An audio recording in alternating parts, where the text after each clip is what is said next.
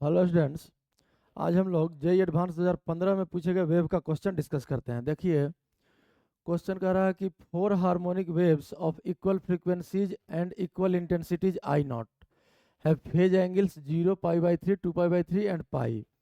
When they are superposed the intensity of resultant wave is n I nought. The value of n is. देखिए, wave में आप लोग पढ़े होंगे intensity directly proportional to square of amplitude. अगर हर एक वेव का इंटेंसिटी यहाँ आई नॉट दिया हुआ है तो एक वेव का अगर एम्पलीट्यूड हम लोग ए मान लें, ए नॉट, तो यहाँ हम लोग लिख सकते हैं I nought directly proportional to A not square. अब यहाँ चार वेव है और चारों का फेज एंगल देखिए दिया हुआ है।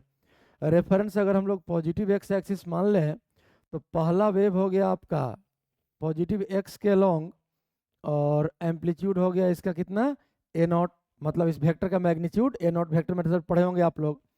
दूसरा जो वेव है इंटेंसिटी जब सेम है तो एम्पलीट्यूड तो यही रहेगा वेव का, और एंगल कितना है π/3। तो रेफरेंस जब इसको लिए हैं तो यहीं से π/3, ये दूसरा वेव हो गया, इसका भी एम्पलीट्यूड ए नॉट और ये एंगल 60 डिग्री।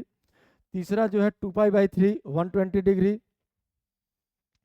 फिर से ए नॉट एम्पलीट्यूड सेम, ये 60 और यहीं से 120, तो ये भी एंगल कितना हो गया 60 डिग्री।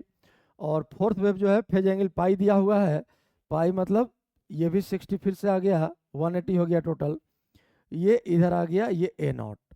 अब ध्यान से देखिए, ए नॉट और ए नॉट ये दोनों तो एक दूसरे को कैंसिल कर दिया, और ये दोनों वेक्टर जो है सेम मैग्नीट्यूड का और दोनों के बीच का एंगल 60 डिग्री है।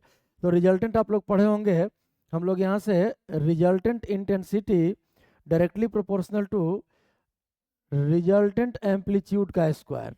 और अब देखिए रिजल्टेंट एम्पलीट्यूड का स्क्वायर कितना हो जाएगा, तो रिजल्टेंट आप लोग याद कीजिए, अगर याद होगा तो सेम मैग्नीट्यूड वाले वेक्टर का 2a cos θ/2।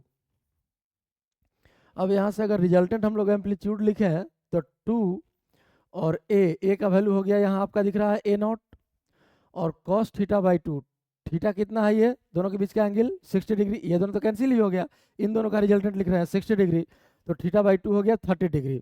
तो cos 30 कितना होता है जानते हैं हम लोग, √3/2। ये रिजल्टेंट एम्पलीट्यूड है और रिजल्टेंट एम्पलीट्यूड का ये स्क्वायर हो गया, यही ए आर का स्क्वायर लिखे हैं।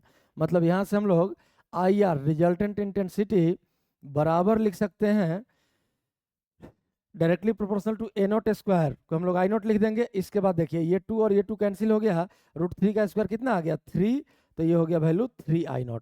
यही रिजल्टेंट इंटेंसिटी हो गया। इसी का पूछ रहा है वैल्यू, एन का वैल्यू कितना होगा, तो एन का वैल्यू कितना आया, आंसर आ गया 3।